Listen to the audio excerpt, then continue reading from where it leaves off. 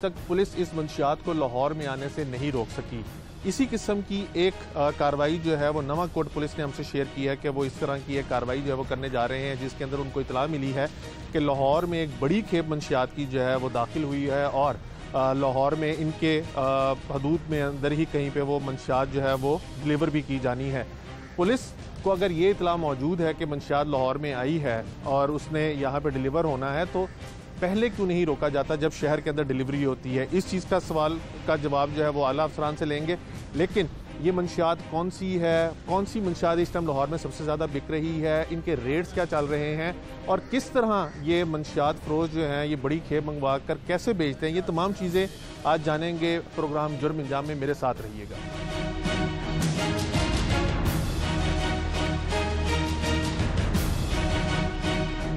जिस तरह आपको बताया था कि इंचार्ज इन्वेस्टिगेशन नवाकोट कमर साजी साहब के पास एक इन्फॉर्मेशन है कि इनके इलाके में मंशियात जो वो आज डिलीवर होनी है।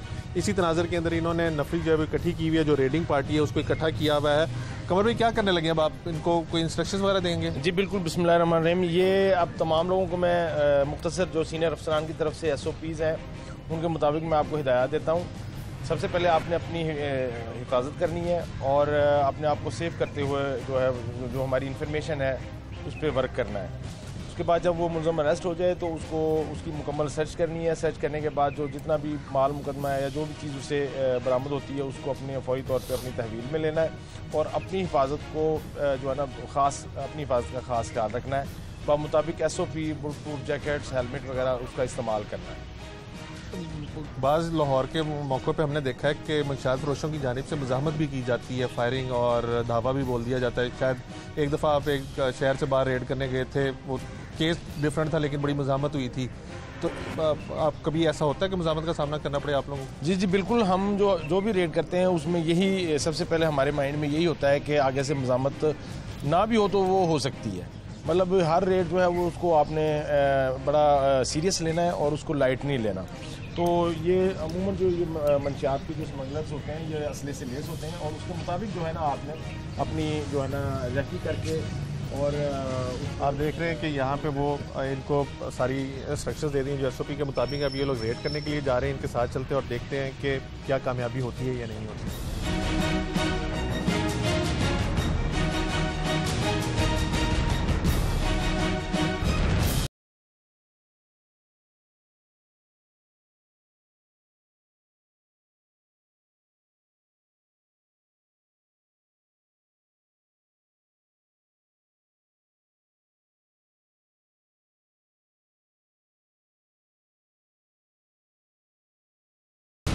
जब हम थाने से निकले हैं, नवाकोट थाने से निकले हैं, तो इनको सोडीवाल के इलाके की इतला मिली थी कि सोडीवाल के इलाके में हो सकता है। आप देख सकते हैं कि एक मोटरसाइकिल है और ये थैला जो है इस मुलजिम के पास से बरामद हुआ है। मुलजिम के बारे में इनको कैसे इन्फॉर्मेशन थी और पर्टिकुलरली इस इलाके में कैसे हो सकता था? हमारे साथ जो रेडिंग टीम के इंचार्ज हैं सजाद साहब, इनसे जानते हैं। सजाद साहब, जैसे इंचार्ज इन्वेस्टिगेशन बता रहे थे कि उनको इतला है कि कोई मंशियात फरोश जो है वो इलाके में डिलीवरी देने के लिए आ रहा है, तो कोई रैकी वगैरह पहले से आप लोग कर रहे थे? कैसे आप लोगों को इतला थी इस इलाके की? रैकी वगैरह हम काफ़ी अरसे से कर रहे थे क्योंकि हमें इतलात मिल रही थी कि बहुत से लोग हैं जो मंशियात इधर से लेके और यूनिवर्सिटी के जो स्टूडेंट्स हैं उनको सप्लाई करते हैं। तो इसलिए हमारी जो टीमें वो दिन रात मेहनत कर रही थी। तो आज आपने देखा कि अल्हम्दुलिल्लाह हमने इस बंदे को सोडीवाल के इलाके में ये मंशियात लेके जा रहा था, इसको पकड़ लाई। अंदाज़न ये लिफाफे में कितनी ये तोड़ा जो है ये कितने हैवी होगा तोड़ा? अभी तो इसका वज़न वगैरह करते हैं। वैसे जो मंशियात के आम है, एक पैकेट जो होता है उसमें 1200 ग्राम के करीब चर्स होती है एक पैकेट में। हाँ जी, ये एक तो पैकेट। कई दर्जन से भी ज़्यादा पैकेट लग रहा है, पूरा तोड़ा भरा। जी ये काफ़ी ज़्यादा तादाद में है और ये इस मुल्क के जो नौजवान हैं उनकी तबाही का सामान है जो इस वक्त इस बंदे के से पकड़ा गया। तो ये मेन डीलर है या ये परचून का काम करता है या थोक का काम करता है? देखिए अभी हमारी इन्वेस्टिगेशन जारी है। जैसे ही इससे फिर जाकर इन्वेस्टिगेशन इसके बारे में करते हैं कि ये कहाँ से मंगवाता है और कैसे हासिल करता है, उसके बाद ही हम ये बता सकते हैं। आप लोगों का इलाका जो है बिल्कुल लाहौर के जो दाखिली खारजी रास्ते हैं उसके साथ लगता है। शेरा कोट, नवाकोट, ये दो इलाके हैं जिसके अंदर फौरी एक्सेस जो है वो हो जाती है। तो इसको ये अभी कहीं पे देने जा रहा था या ये लेके आ रहा था? अभी तो ये लेके आ रहा है। अभी मुझे तो ये लगता है कि ये इधर से यूनिवर्सिटी इस तरफ जा रहा है किसी को देने के लिए, लेकिन अल्हम्दुलिल्लाह हमने इसको पकड़ लिया और मुल्क के नौजवानों के जो मुस्तकबिल है उसको हमने बचा लिया। डेफिनेटली आपको किसी ना किसी सोर्स ने ये इन्फॉर्मेशन दी होगी कि ये यहाँ पे इस टाइम पे मिल सकता है आप लोगों को। अगर इसको आप चेक करें तो वो जो लोग हैं, जो आपका सोर्स है, उसने आपको ये बताया कि इसको डिलीवरी लाहौर में मिलती है या ये लाहौर से बाहर से जाके लेके आता है। ये मैकेनिज्म चलता कैसे है? कौन दूसरे शहरों से आती है, इसी शहर में इनको डिलीवरी होती है, ये खुद जाता है? लोग कैसे मंशियात का कारोबार करते हैं? ये ज़्यादा इनके फ़ोन पे राब्ते होते हैं। ये पेशावर वगैरह वाली साइड से, नॉर्दर्न एरिया की तरफ से ये चर्च आती है, वहाँ से फ़ोन पे इनको बता दिया जाता है कि ये गाड़ी है, ये इसमें माल आ रहा है, तो आप ये आगे डिलीवरी ले लें। ये राब्ते में रहते हैं, तो उधर से ये माल मुख्तलिफ मकामात से वहाँ पे थोड़ा थोड़ा करके उसको वहाँ से ले जाते हैं। तो आपने पकड़ने के बाद इसके मुँह पर कपड़ा क्यों फ़ौरन डाल दिया? क्योंकि सिक्योरिटी के मामलात हैं, इस वजह से फौरी तौर पर कपड़ा डाल दिया इसके मुंह पर। सजाद साहब की आपने गुफ्तगू सुनी रेडिंग टीम के साथ, ये यहाँ पे खड़े हुए थे और इनको टिप थी कि ये इस इलाके में गुजरेगा और सोडीवाल के इलाके में इसको जो है वो उन्होंने अभी हिरासत में लिया है। थाने चलते हैं ताकि ये लोग इब्तदाई तौर पे इससे तहकीकात कर लें कि ये कितने क्वांटिटी के अंदर ये पकड़ी गई है, रिकॉर्ड याफ्ता है, पहले इससे कोई इसका रिकॉर्ड है या नहीं है।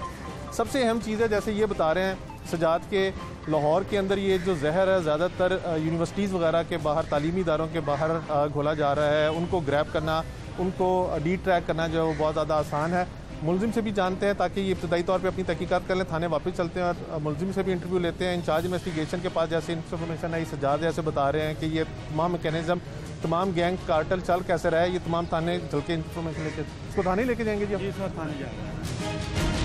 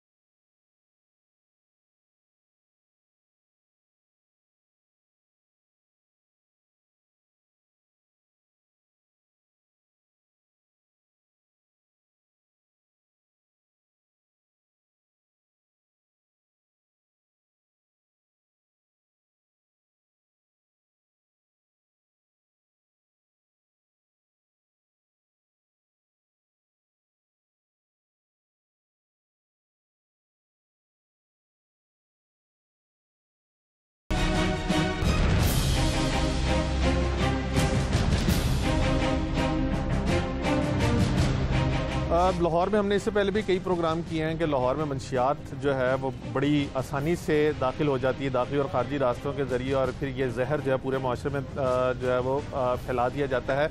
जैसे आपने देखा कि एक तफ्तीशी को टिप मिली हुई थी, इंचार्ज इन्वेस्टिगेशन नवाकोट को टिप मिली हुई थी, जिन्होंने अपनी टीम को रवाना किया था और फिर यहाँ पे थाने के करीब से ही एक शख्स को गिरफ्तार किया गया जिसके पास से लाखों मालियत की मंशियात जो बरामद की गई है। अब पुलिस जो है मुलजिम को लेके आ गई और इब्तदाई तौर पे उसकी जो इंटरोगेशन थी वो भी कर ली गई है। मुलजिम हमारे साथ मौजूद है, इससे जानते हैं कि ये कौन है, कहाँ से लाया और कैसे इसके पास सारा सामान जो था वो आता था। तुम्हारा नाम क्या है? मोहम्मद दानिश। दानिश, कहाँ के रहने वाले हो? सांदे के। क्या करते हो? जूतियों का काम करते हैं। जूतियों का? ये जो पाँव में जूतियाँ पहनते हाँ हैं? जी। तो पुलिस ने तुम्हें क्यों पकड़ा? वो मंशियात उधर पकड़ी मेरे से। नहीं, काम तुम जूतियों का करते हो तो मंशियात तुम्हारे पास से कहाँ से आई? वो पेशावर से दे के गया था पठान। कुछ जानने वाला रिश्तेदार वगैरह? नहीं। हाँ, वो अंदर ही मिला था, पहले भी मैं रह के आया हूँ। किधर रह के आए हो? कैंप जेल में। जेल काट के आए हो? किस केस में? मंशियात में। तो कारोबार करते हो मंशियात का? हाँ जी। कब, कितने अरसे से कर रहे हो? 2.5 साल हो गए, पहले काटी है ना, तो 2.5 साल हुए अभी जेल से। जेल कितनी काटी है तुमने? 9.5 साल। 9.5 साल जेल में रहे हो और कितना अरसा पहले बाहर आए हो? 2.5 साल हो गए। 9.5 साल जेल काटने के बाद 2.5 साल पहले बाहर निकली और दोबारा से मंशियात का काम कर रहे हो। करते कैसे हो, जरा थोड़ा सा बताना, क्या नेटवर्क क्या? कुछ नहीं, बस वो पास होती है तो जिधर किसी कस्टमर को बुलाना हो उधर बुला के दे देते हैं। नहीं, अगर कोई कहता है तो मंशियात मंगवाते हो या तुम्हारी अपनी आती रहती है और वो बेचते रहते हो? नहीं, वो कहते जो आते वो उधर से भेजता है, वही भेजते हैं। ये मंशियात आती कहाँ से ज़्यादातर? पेशावर। और इसके अलावा भी किसी और शहर से आती है? अभी तुम्हारे पास से कितनी मंशियात बरामद हुई है? 40-50 है मेरे में। 1 मन से ज़्यादा है? हाँ जी। इसकी कितनी मालियत होगी? होगी कोई 80-90 लाख के करीब होगी। एक जो किलो है वो किस तरह है? वो 50,000 बरामद क्या हुआ तुम्हारे पास से? चर्स बरामद हुई। चर्स लाहौर में ये सारी बिकनी थी? हाँ जी। तुम्हारे पास ये जो 40-50 किलो चर्स थी, ये तुमने मुख्तलिफ लोगों को देनी थी या एक ही बंदे को देनी थी? मुख्तलिफ लोगों को थोड़ी थोड़ी। कौन कौन से इलाकों में ज़्यादा बिकती है ये समनाबाद और अंदरून शहर में चर्स? इसके अलावा दूसरा कोई और भी मंशियात का नहीं, कारोबार करते नहीं। हैं? शादीशुदा? शादी थी, अभी डिवोर्स हो गया 10 साल पहले। बच्चे वगैरह? एक बेटी थी, वो किसके पास है? वो अपनी माँ के पास। तो डिवोर्स बीवी ने क्यों ली? बस इसी वजह से ली थी। मंशियात वगैरह की वजह से? जब जूतियों का काम करते हो, अच्छे खासे हटे कट्टे हो, तो फिर ये मंशियात के कारोबार में क्यों पड़ गए जब तुम्हें सजा भी हुई है? पहले मैंने आगे काम ही किया था जूतियों का। हाँ। तो नहीं कुछ सिस्टम बना, तो बस ये गलती कर दी। पहले जब 9 साल काट के आए हो, उसमें कितनी मंशियात तुम्हारे पास से बरामद हुई थी? 72 किलो। और 9 साल सजा हुई। सजा ज़्यादा हुई थी या इतनी ही हुई थी जितनी काटी है? नहीं तो ज़्यादा हुई थी, लेकिन वो माफी डल गए ना, हाँ हाँ, कन्वर्ट हो जाती। तो अब जब 2.5 साल से कारोबार कर रहे थे तो मंशियात का, पहले इन 2.5 सालों में कभी नहीं पकड़े गए? नहीं। ये तुम किस तरह बेचते हो? ये थोड़ी थोड़ी करके बेचता। अंदाजन कितनी कितनी? 150। 100 ग्राम कितने की होगी? 100 ग्राम 6,000 रुपये। 6,000 रुपये की 100 ग्राम। सिर्फ जानने वालों को देते हो या कोई भी रब्ता कर ले? कोई भी रब्ता कर ले। कैसे लोग रब्ता करते हैं तुमसे? बस उधर खड़ा हो जाता हूँ, जिधर खाते पीते हैं पता चल जाता है, उधर टाइम कर लेता हूँ, उधर ही आके दे देता। खाते पीते आम खाना वगैरह? नहीं, होटलों पे इधर वो बैठे होते हैं ना, तो फिर उधर ही टाइम कर लेता हूँ कितने बजे आऊँगा। जरा थोड़ा सा तफसील में अपना सारा नेटवर्क थोड़ा सा समझा दो एक समझने वाले के लिए। कैसे तुम्हारे पास मंशियात आती है, कैसे पेशावर से आती है ना, वो दे जाते हैं इधर, तो फिर जैसे पैसे इकट्ठे होते फिर उनको भेज देता हूँ थोड़े थोड़े करके। अब ये 80-90 लाख रुपए की तुम्हारे पास से चर्स बरामद हुई है, ये तुम्हारे पास 80-90 लाख कहाँ से आया? नहीं, उधार दे के जाते हैं ना। और ये बंदे जो हैं ये पंजाब के हैं या उधर के? नहीं, पेशावर के। वो कभी नहीं पकड़े गए? वो कहाँ पे तुम्हें डिलीवरी देते हैं? बस इधर सड़क पे दे देते हैं। नहीं, लाहौर के अंदर आके देते हैं डिलीवरी? हाँ, ये बंद रोड पे कहीं। तो कभी नाके शाकों पे कभी नहीं पकड़े जाते वो? क्या पता है, कभी कोई शर्मिंदगी हुई हो कि? बस अभी हो रही है, नेक्स्ट टाइम ऐसा कोई नहीं काम करेंगे। यार पहले जब 9 साल तुम बस वो ये जो अब हो रहा है, ये बड़ा खाता है, ये सिस्टम ख़राब हो गया सारा। अब जो तुमने ये 80 लाख रुपए की मंशियात तुम्हारी पकड़ी गई है, तो उनको पैसे कैसे दोगे? अब किधर देने, ना मिलना ना कोई बात है। नहीं, वो तुमसे पैसों का तकाजा नहीं करेंगे? उनके पास कहाँ से आती, कभी पूछा? नहीं, उधर से आती, पीछे से पेशावर से वो बनाते हैं। पेशावर में तो अफगानिस्तान से आती है ना। 80 लाख रुपए का जो सामान तुम्हारे पास से आज बरामद हुआ है, ये अंदाजन कितने का तुमने बेच लेना था और कितना अरसा लगना था इसको? ये 80 लाख के बेच रहा हूँ ना, अगर वो इतने का मिलता है 40 का, वो पर थोड़ा थोड़ा करके इतना बन जाता है। यानी ये इसकी कुल मालियत जो तुम्हें मिला है सामान, उसकी 40 लाख रुपए है, बेचने के बाद 40 लाख रुपए प्रॉफिट होना। 30 लाख 25 लाख। ये जरा दोबारा से बात पूरी बताना, ये जो सामान है ये कितने का, कितने की बेचनी थी तुमने और कितना प्रॉफिट होना? ये 40 का है, कोई 25-30 बचत आ जानी। और ये कितने अरसे में बिक जाना था? ये 2-3 महीने में बिकना था। उन लोगों से तुम्हारा कैसे रब्ता होता है? अंदर रहे थे ना इकट्ठे, उसका भाई रहा था, फिर वो जेल में? हाँ जी। कौन सी जेल में? कैंप जेल में। कैंप जेल में तुम्हारी इनसे मुलाकात हुई? जो पहली दफ़ा तुम्हारे पास 75 किलो पकड़ी गई थी, वो किससे लेते थे तुम? वो मर गया है पठान। वो बंदे कभी नहीं पकड़े गए? वो मर ही गया। ये वाले भी कभी नहीं पकड़े गए? नहीं। लाहौर के अंदर आके देख के जाते हैं? नहीं, वो बाहर ही देते हैं ना, इधर बंद रोड में, लाहौर के यानी कि इधर। नाकों को क्रॉस करने के बाद देते हैं? नाकों से पीछे तो नहीं देते? पीछे देते हैं, वो इधर से गलियों में हो जाते हैं ना। ये बाबू साबू का नाका है? हाँ, तो वो पीछे दे देते हैं ना, नाका क्रॉस करने के बाद। हाँ। आप मुलजिम की गुफ्तगू सुन रहे हैं। 9.5 साल जेल काट के आया, 75 किलो मंशियात इसके पास से पहले बरामद हुई थी, 9.5 साल जेल काटी है। जिससे ये पहले मंशियात लेता था वो मर गया था। अब ये नया कॉन्ट्रैक्ट जो है इसका जेल के अंदर ही डेवलप हुआ है, बाहर आया 2.5 साल पहले बाहर आया, 2.5 साल से यही काम कर रहा है, पहली दफ़ा पकड़ा गया है। अलमिया देखें आप कि पुलिस इतने दावे करती है कि लाहौर के दाखिली खारजी रास्तों के ऊपर सख्त निगरानी की जा रही है, कोई मंशियात फरोश, कोई इलीगल एक्टिविटी जो है वो इन नाकों के ज़रिए नहीं हो सकती। लेकिन ये मुलजिम पुलिस की गिरफ्त में खुद बयान दे रहा है कि इसको लाहौर के अंदर इतनी बड़ी मिकदार में चर्च जो है वो फराहम की गई है जिसने इसको बेचना है। तो और आप प्रॉफिट देखें, ये काम इसलिए इतना ज़्यादा तेज़ी से बढ़ रहा है कि आपने मुलजिम के मुंह से सुना है कि इसके पीछे 40 लाख के सामान के पीछे कम से कम 25-30 लाख रुपए इसको प्रॉफिट है। इंचार्ज इन्वेस्टिगेशन हमारे साथ मौजूद हैं जिन्होंने ये कार्रवाई करने के बाद मुलजिम को पकड़ा, इनसे जानते हैं। कमर साहब, आपका जो थाना है बिल्कुल शहर के साथ उसकी हदूद है, शहर यानी लाहौर की जो दाखिली खारजी रास्ते हैं वो बिल्कुल आपके साथ ही हैं। तमाम जो आपके आला अफसरान हैं वो ये दावा करते हैं कि दाखिली खारजी रास्तों पे बड़ी मॉनिटरिंग होती है। इससे इब्तदाई इंटेरोगेशन आपने डेफिनेटली की होगी, अभी आपने उसका बयान भी सुना है। लाहौर में सोडीवाल के इलाके में इसको ये डिलीवरी मिली है, कैसे मंशियात लाहौर में आ रही है, कैसे आपको इतला मिली? बिस्मिल्लाहिर्रहमानिर्रहीम। सबसे पहले तो आपका शुक्रिया, आपने एक मरतबा फिर जो है ना वो हमारी जो काविशें हैं उनको नुमाया करने के लिए जो है ना वो टाइम दिया, और हमेशा ही आप जो है ना हमारे जो प्लस और माइनस पॉइंट्स हैं उनको आप उजागर करते रहते हैं।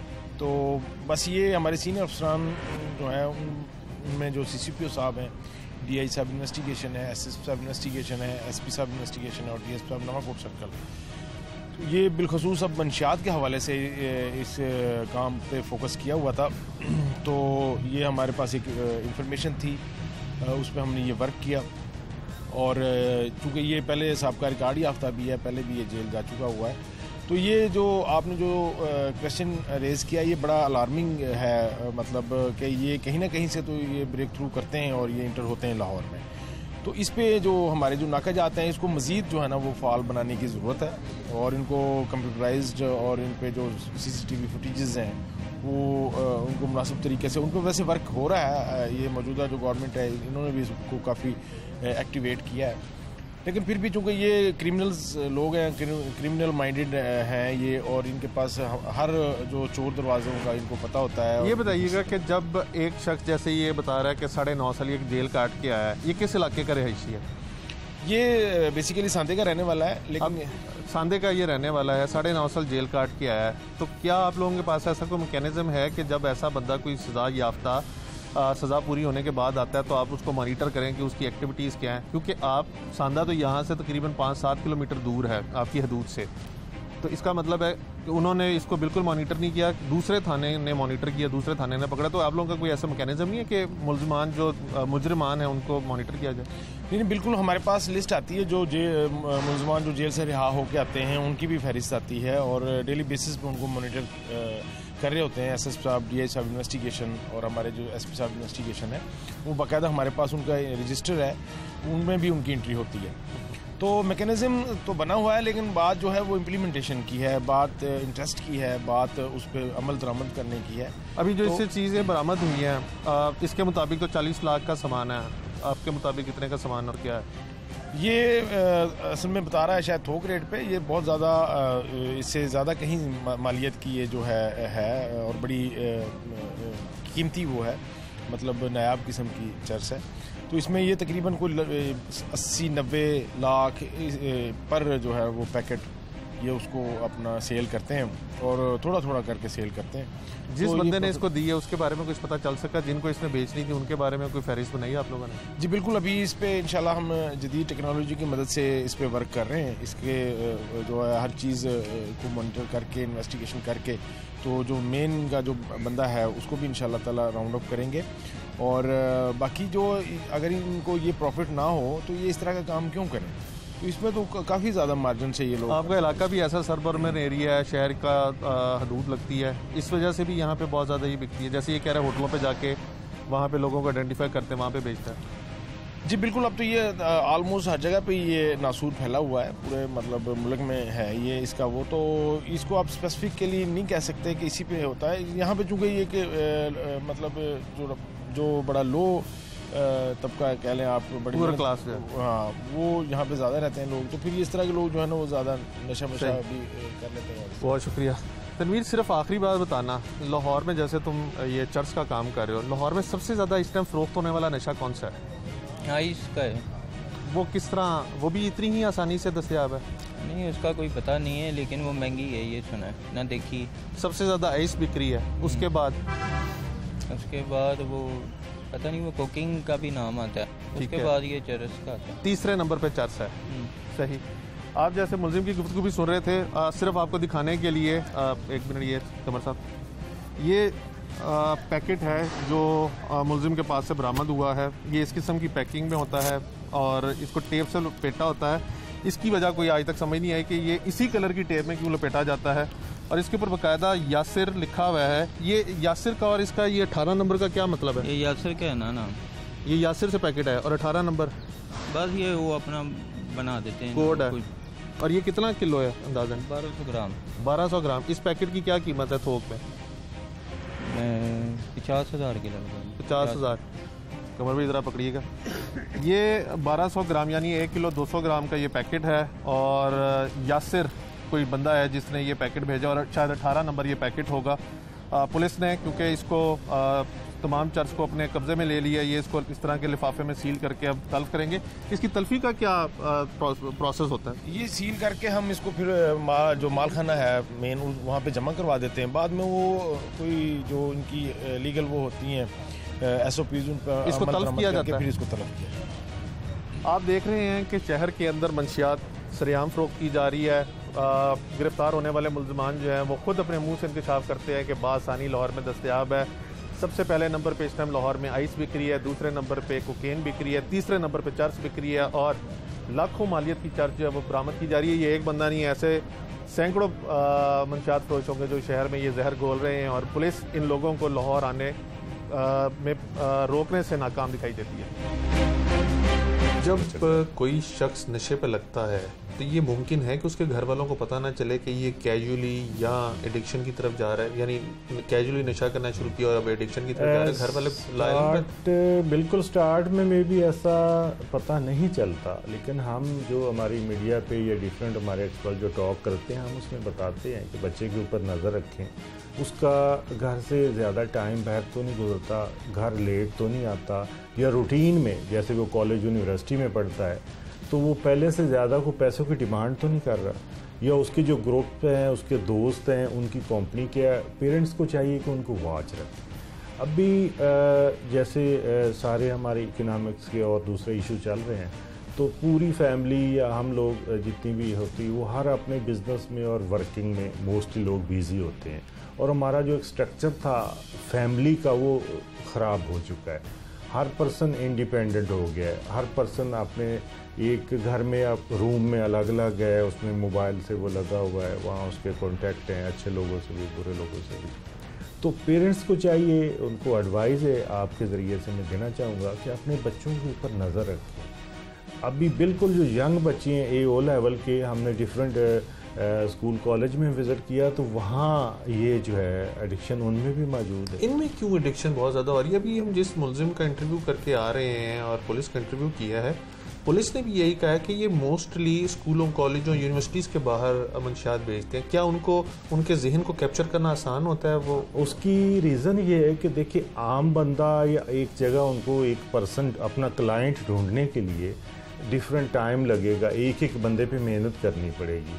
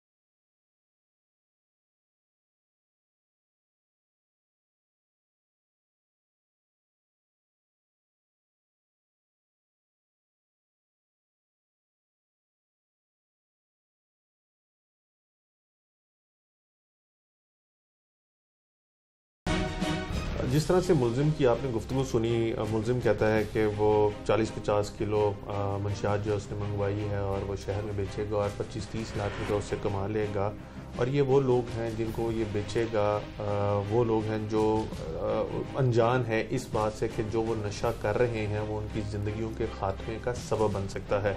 हमारे साथ डॉक्टर ज़फ़र इकबाल मौजूद हैं जो माइंड साइंटिस्ट हैं और रिहेबिलिटेशन सेंटर भी चला रहे हैं ऐसे अफराद के लिए जो किसी न किसी वजह से, सोसाइटी की वजह से, बैड कंपनी की वजह से या घरेलू मामलात की वजह से नशे पर लग जाते हैं और फिर they ended up in rehabilitation centre. तो डॉक्टर साहब से तमाम चीज़ें जानते हैं। डॉक्टर साहब, सबसे पहले तो ये बताइएगा कि गुज़िश्ता कुछ सालों के अंदर लाहौर में डिमांड एंड सप्लाई जो है वो मंशियात की बहुत ज़्यादा बढ़ गई है। आप मुख्तलिफ जो इदारे हैं, हमारे स्टेट के इदारे, उनके साथ मिलकर काम भी कर रहे हैं, क्या वजूहत हैं? इदारे अपने लेवल पे काम कर रहे हैं, लेकिन जैसे जैसे लोगों ने एक मॉडर्न एक तो लाइफस्टाइल अपनाया है, एक पीयर ग्रुप्स जो हैं, यूनिवर्सिटीज़ हैं, यूथ है, उनके अंदर एक क्यूरियोसिटी में, एक फ़न में, क्योंकि उस वक्त वो लोग लाइलम होते हैं, उन्हें नहीं पता कि मंशियात की जो तबाहकारियाँ हैं वो क्या हैं और इससे हमारी लाइफ पे, हमारी फैमिली पे, हमारे पूरे माशरे पे इसके बैड इफ़ेक्ट क्या होने जा रहे हैं, जिसकी इंतहाई ज़रूरत है कि अवेयरनेस कैंपेन चलाई जाए। मोस्टली स्टार्ट में ये सिगरेट या ऐसे आम सिंपल सिगरेट से एक इसका स्टार्ट होता है, फिर आहिस्ता आहिस्ता वो ड्रग की जानब, डिफरेंट ड्रग, और वो इतनी हार्मफुल हैं जिससे कई हमारे नौजवानों की डेथ भी हो रही है। तो ये एक पीयर ग्रुप है में ज़्यादा बच्चे आके और उसको फ़न में, क्यूरियोसिटी में, एक एंजॉयमेंट में, मोस्टली जो हमने यूथ के लोग हमारे पास आते हैं ट्रीटमेंट के लिए, या उनके हम स्क्रीनिंग कैंप भी सोसाइटी के अंदर डिफरेंट एरिया में करते हैं, तो उसमें मोस्टली यही रीज़न है कि मेरे दोस्त ऐसे थे तो उसने कहा तो हम एक दिन ऐसे गए या पार्टी में गए तो वहाँ से स्टार्ट लिया, वो ऐसे हमें थोड़ा अच्छा लगा, नेक्स्ट किया और ऐसा ऐसा बड़ी। जब कोई शख्स नशे पे लगता है तो ये मुमकिन है कि उसके घर वालों को पता ना चले कि ये कैजुअली या एडिक्शन की तरफ जा रहा है, यानी कैजुअली नशा करना शुरू किया और अब एडिक्शन की तरफ जा रहा है, घर वाले बिल्कुल स्टार्ट में मे भी ऐसा पता नहीं चलता, लेकिन हम जो हमारी मीडिया पे या डिफरेंट हमारे एक्सपर्ट जो टॉक करते हैं, हम उसमें बताते हैं कि बच्चे के ऊपर नज़र रखें, उसका घर से ज़्यादा टाइम बाहर तो नहीं गुजरता, घर लेट तो नहीं आता, या रूटीन में जैसे वो कॉलेज यूनिवर्सिटी में पढ़ता है तो वो पहले से ज़्यादा को पैसों की डिमांड तो नहीं कर रहा, या उसके जो ग्रुप हैं, उसके दोस्त हैं, उनकी कंपनी के पेरेंट्स को चाहिए कि उनको वॉच रखें। अभी जैसे सारे हमारे इकोनॉमिक्स के और दूसरे इशू चल रहे हैं, तो पूरी फैमिली या हम लोग जितनी भी होती वो हर अपने बिज़नेस में और वर्किंग में मोस्टली लोग बिज़ी होते हैं, और हमारा जो एक स्ट्रक्चर था फैमिली का वो ख़राब हो चुका है। हर पर्सन इंडिपेंडेंट हो गया है, हर पर्सन अपने एक घर में, आप रूम में अलग अलग है, उसमें मोबाइल से वो लगा हुआ है, वहाँ उसके कॉन्टैक्ट हैं अच्छे लोगों से भी, बुरे लोगों से भी। तो पेरेंट्स को चाहिए, उनको एडवाइस है आपके ज़रिए से मैं देना चाहूँगा कि अपने बच्चों के ऊपर नज़र रखें। अभी बिल्कुल जो यंग बच्चे हैं AO लेवल के, हमने डिफरेंट स्कूल कॉलेज में विज़िट किया तो वहाँ ये जो है एडिक्शन उनमें भी मौजूद है। इनमें क्यों एडिक्शन बहुत ज़्यादा हो रही है? अभी हम जिस मुलजिम का इंटरव्यू करके आ रहे हैं और पुलिस का इंटरव्यू किया है, पुलिस ने भी यही कहा है कि ये मोस्टली स्कूलों, कॉलेजों, यूनिवर्सिटीज़ के बाहर मंशियात भेजते हैं। क्या उनको उनके जहन को कैप्चर करना आसान होता है? वो उसकी रीज़न ये है कि देखिए, आम बंदा या एक जगह उनको एक पर्सन अपना क्लाइंट ढूंढने के लिए डिफरेंट टाइम लगेगा, एक एक बंदे पे मेहनत करनी पड़ेगी। अगर एक क्लास में उन्होंने एक बच्चे को या दो को कैप्चर कर लिया तो इट मीन्स कि उन्होंने पूरी आधी क्लास को कैप्चर कर लिया, नंबर 1। दूसरी रीज़न ये है कि जो बच्चे हैं कॉलेज यूनिवर्सिटी के, उनको घर से इस तरह पेमेंट लेना आसान है, क्योंकि वो फैमिली को जाकर बताते हैं कि ये कोई एक्स्ट्रा फ़ी है, कोई फंक्शन हो रहा है, हमने कोई बुक ख़रीदनी है, तो पेरेंट्स जहाँ वो लाखों में फ़ी दे रहे होते हैं, उन्हें चंद हज़ार रुपये बच्चे को देना, वो अपनी किसी कोई ऐसी चीज़ शो कर देते हैं, तो उससे जो हमने ये बाकायदा इंटरव्यू की है और स्टूडेंट का जो हमने डिफरेंट इदारों के साथ मिलकर स्टूडेंट वर्किंग अगेंस्ट ड्रग स्वाइड के नाम से यूथ क्लब इंट्रोड्यूस कराया, उसके मेंबर डिफरेंट कॉलेज यूनिवर्सिटी के अंदर हमने इंट्रोड्यूस कराए हैं, जो हमारे एम्बेसडर हैं, जिनको हमने ट्रेंड किया और उनको कहा कि वो इस चीज़ पर नज़र रखें। अगर कोई ऐसा बच्चा या कुछ इस तरह आपको पता चलता है तो वो मे बी टीचर और पेरेंट्स को ना बताए, ये खौफ की वजह से, स्टिग्मा की वजह से, तो आप उन तक पहुंच के और उनकी काउंसलिंग करें और उसके बाद हमें बताएं और हम उनको इस रिहैबिलिटेशन के प्रोसेस में लेके आएंगे और इस जो बुराई है लानत है उससे डॉक्टर साहब, जो शख्स नशा कर रहा होता है वो तो सफ़र कर रहा होता है, लेकिन उसको ये नहीं पता होता कि उसकी जो आदत है उसकी वजह से उसके घर वाले जो हैं वो ज़्यादा तकलीफ में हैं, लोग उनसे कतराना शुरू कर देते हैं, ताने मारना शुरू कर देते हैं। ऐसी सूरत में घर वाले अपने बच्चे के बारे में बाहर भी बात नहीं करते, डॉक्टर से भी कंसल्ट नहीं करते, तो आपके मुशाहिदे में ऐसी चीज़ें आई, डेफिनेटली आई होंगी। ऐसे लोगों को कैसे फिर मोटिवेट किया जा सकता है कि आप अपने बच्चे को अपनी यानी लोगों के तानों से, मुआशरे की बातों से बचने के लिए आप अपने घर के जो फ़र्द है उसका इलाज नहीं करवा रहे, उस क्या ये भी एक बड़ी वजह है? हाँ, इसकी सोसाइटी में वजह है या एक्सेप्टेंस नहीं है, इसे एक स्टिग्मा समझा जाता है, लोग इसको एक बुरी चीज़ समझते हैं। इवन अपने बच्चे या फैमिली मेम्बर का भी हो तो उन्हें वो शो ऑफ नहीं करते। तो मैं रिक्वेस्ट करूँगा कि जैसे दूसरी हमारी कोई डिज़ीज़ है, इस तरह भी एक ब्रेन डिज़ीज़ है और ये काबिल इलाज है। ये बाकायदा UNODC का और WHO का मोटो है कि जो एडिक्शन है, drug addiction is a treatable brain disease. ये उनका स्लोगन है कि नशा एक काबिल इलाज मर्ज़ है। तो हम तो इसको एज अ डिज़ीज़ लेते हैं ना, उसका जो उस बंदे में ख़राबियाँ आई, जो उसने अपनी लाइफस्टाइल चेंज किया, जो वो क्राइम कर रहा है, क्योंकि ड्रग के साथ साथ क्राइम भी होता है। वो हमने यूथ के जब इंटरव्यू किए तो वो ये मोबाइल स्नैचिंग भी करते हैं, घर से पैसे नहीं मिले वो इस तरह की चोरियाँ करेंगे, टिकटियाँ करेंगे, लोगों की चीज़ें उठाएंगे। ये सिग्नल्स वगैरह के अक्सर अच्छी फैमिली के लोग होते हैं तो वो मोबाइल स्नैच कर रहे थे, तो उनको इसलिए पैसे चाहिए कि हमने रात को पार्टी करनी, वहाँ नशा यूज़ करना है, वहाँ और भी क्राइम फिर साथ साथ चल रहे होते हैं। तो पेरेंट्स को चाहिए कि उसे एज अ पेशेंट ट्रीट करें, उसे एक क्रिमिनल पर्सन ना करें। जो क्राइम है वो उसके बिहेवियर और ड्रग की वजह से आया, उसके पीछे काजेज़ है। मे बी उसमें पेरेंट्स की गलती हो, उनका एक स्टिक रवैया समटाइम या बहुत ओपन रवैया, दोनों चीज़ें डिस्टर्ब कर देती हैं। थर्ड पे पैसों का जो एक बोतात है या उनको ज़्यादा विदाउट रीज़न एक लग्जरी लाइफस्टाइल, वो भी इस तरफ लेके कौन सी क्लास में ज़्यादा नशा हो रहा है? अभी हम अगर देखें तो एक तो हमें लोग वो नज़र आते हैं जो सड़कों पे, और हम जिन्हें कहते हैं कि ये एडिक्ट है, नशई हैं या इस तरह के नाम दिए जाते हैं, जिसको सोसाइटी देती है, हम नहीं उनको देते। वो किसी किसी वजह से वो विक्टिमाइज हो चुके होते हैं, कोई उनको कर गया या वो खुद हुए, लेकिन वो विक्टिम है। ठीक है, और वो इंसान है और वो एक माशरे के मुफीद शहरी हैं। तो गवर्नमेंट को और हम सब को, ये तो एक क्लास हो गई, और दूसरी क्लास सेकंड क्लास जिसकी तादाद उनसे कहीं ज़्यादा अब हो चुकी है, वो मिडिल या अपर क्लास में, मोस्टली अपर क्लास में, जो एक लाइफस्टाइल पैसे हाँ की रेल पेल और एक अपने आप वो एक अपनी लाइफ का उसको एक तो यानी जो आपकी बातों से मैं समझ रहा हूँ, या बहुत गरीब शख्स नशा कर रहा है या वो जिसके पास पैसा है, तो यानी इसके अंदर एक तरफ डिप्रेशन की वजह से नशा कर रहा है और दूसरी तरफ पैसे की ज़्यादती की वजह से उसको अपना वो शायद ये समझता है कि ये अपने लाइफ का एक पार्ट है। जो पर्सन इसमें उस ग्रुप में नहीं शामिल, वो शायद बिलो है, अपने आप का स्टैंडर्ड और अपना एक वो करने के लिए उसको लेके चलता है, और शुरू में वो भी गलती पे होता है। ऐसे पेशेंट भी हमारे पास रिपोर्ट होते हैं जो एलीट क्लास से हैं, और उनका भी ट्रीटमेंट हम करते हैं, वो रिकवर भी होते हैं।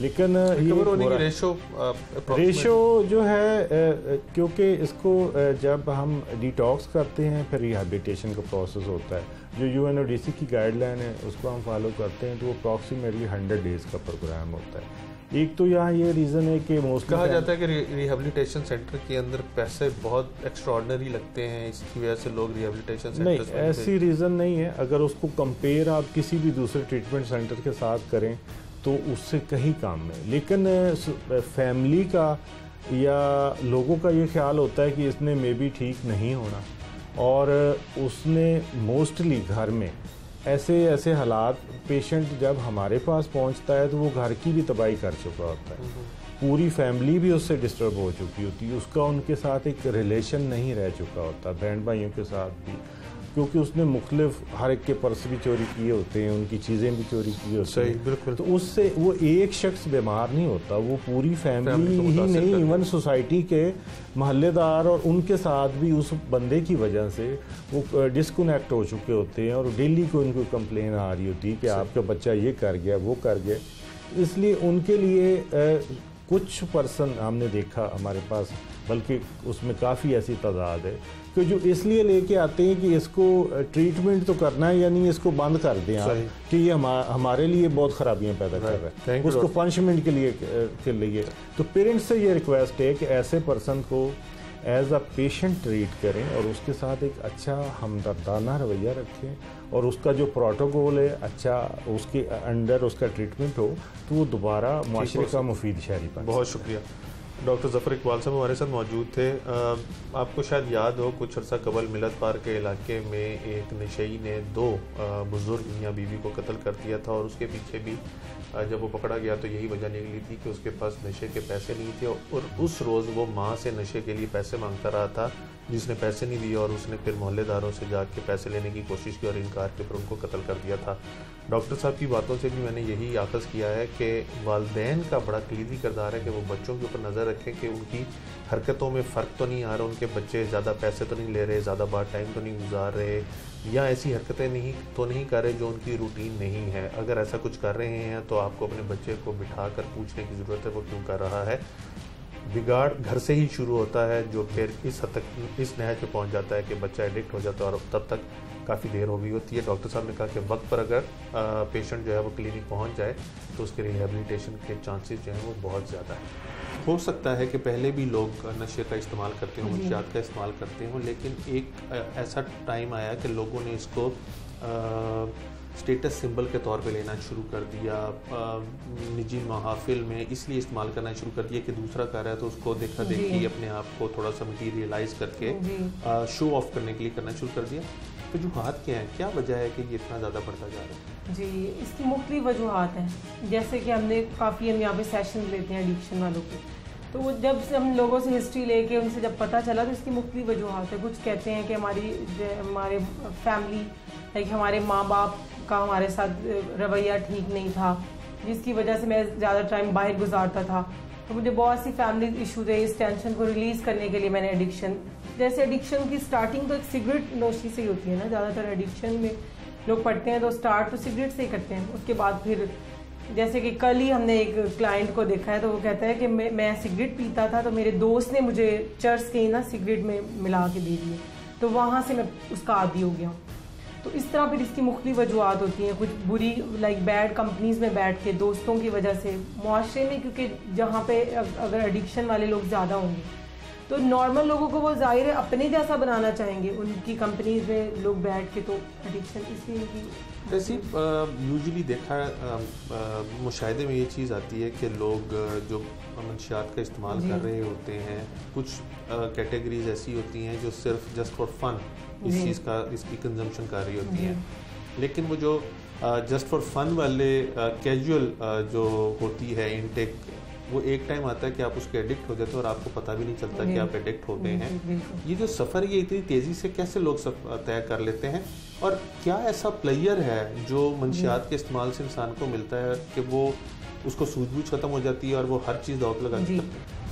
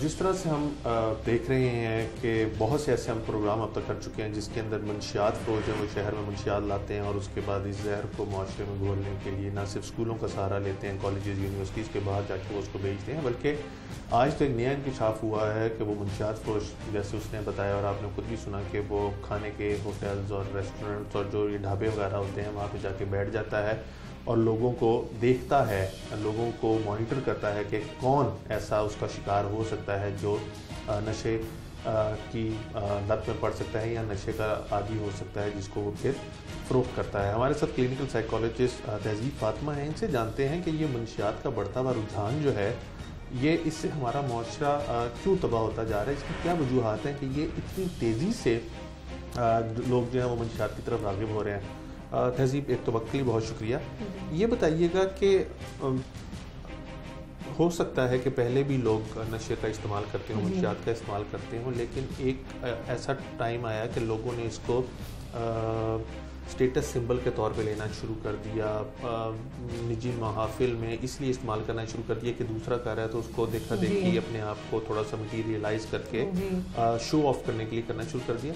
वजूहात क्या हैं, क्या वजह है कि ये इतना ज़्यादा बढ़ता जा रहा है? जी, इसकी मुख्तलिफ वजूहात हैं। जैसे कि हम यहाँ पे सेशन लेते हैं एडिक्शन वालों के, तो वो जब से हम लोगों से हिस्ट्री लेके उनसे जब पता चला तो इसकी मुख्तलिफ वजूहात है। कुछ कहते हैं कि हमारे फैमिली लाइक हमारे माँ बाप का हमारे साथ रवैया ठीक नहीं था, जिसकी वजह से मैं ज़्यादा टाइम बाहर गुजारता था, तो मुझे बहुत सी फैमिली इशूज़ है। इस टेंशन को रिलीज़ करने के लिए मैंने जैसे एडिक्शन की स्टार्टिंग तो एक सिगरेट नोशी से ही होती है ना, ज़्यादातर एडिक्शन में लोग पढ़ते हैं तो स्टार्ट तो सिगरेट से ही करते हैं। उसके बाद फिर जैसे कि कल ही हमने एक क्लाइंट को देखा है तो वो कहता है कि मैं सिगरेट पीता था तो मेरे दोस्त ने मुझे चर्च के ना सिगरेट में मिला के दे दिए, तो वहाँ से मैं उसका आदी हो गया।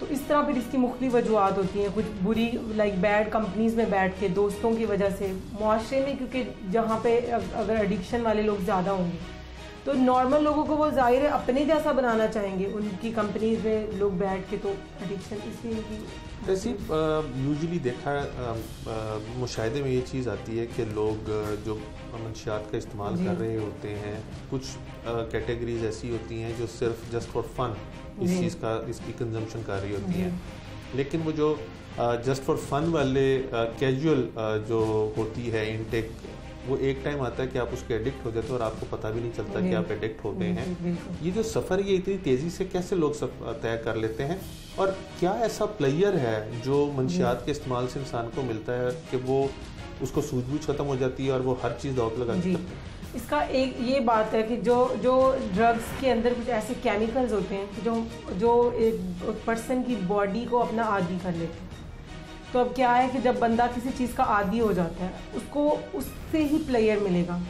जैसा कि एक बंदा है, एक नॉर्मल एक एग्जांपल है कि अगर उसको शौक है कि वो जाके क्रिकेट खेले, तो क्या होगा, जब तक वो नहीं खेलने जाएगा उसके अंदर वो रहेगी कि मैंने जाना है। इसी तरह हमारे एक आम घरों में ले लो या किसी तरह एक बंदा आदी हो जाता है चाय पीने का, तो क्या होगा कि वो चाय जब तक नहीं पिएगा, तो ये तो एक बहुत लीस्ट चीज़ है ना, बहुत कम। लेकिन जो ड्रग्स हैं उसमें ऐसे केमिकल्स होते हैं कि जो बॉडी को और ब्रेन को अपना आदी कर लेते हैं। आपके पास बहुत से पेशेंट्स आते होंगे रिहैबिलिटेशन के लिए, डू यू थिंक के लोग रिहैबिलिटेट हो सकते हैं, मंशियात छोड़ सकते हैं? जी, इसकी बहुत सी एग्जांपल्स हैं। जैसा कि अब इसके एडिक्शन की जो सबसे ट्रीटमेंट की जो फर्स्ट स्टेज है ना, जो बहुत ज़्यादा एडिक्ट लोग होते हैं उनकी सबसे पहले उसकी बॉडी को डिटॉक्सीफाई किया जाता है, यानी उसको ऐसे उसके ऑल्टर ऐसे केमिकल्स उसकी बॉडी में एंड लाइक इंजेक्शन के थ्रू, ड्रिप्स के थ्रू डाले जाते हैं कि उसकी बॉडी से वो ड्रग्स का असर ख़त्म हो। जब वो असर ख़त्म हो जाता है उसके बाद उसको लीस्ट मतलब लाइक जैसे निकोटीन की इसको एग्जांपल है कि उसको लाइक निकोटीन की बबल कहते हैं कि इसको चबाओ। इस तरह करते करते क्वांटिटी कम करके उसके बाद उसको कुछ ऐसी थेरेपीज़ दी जाती हैं कि वो बंदा नॉर्मल लाइफ गुजारने लग जाता है। इसकी बहुत सी मिसाल है।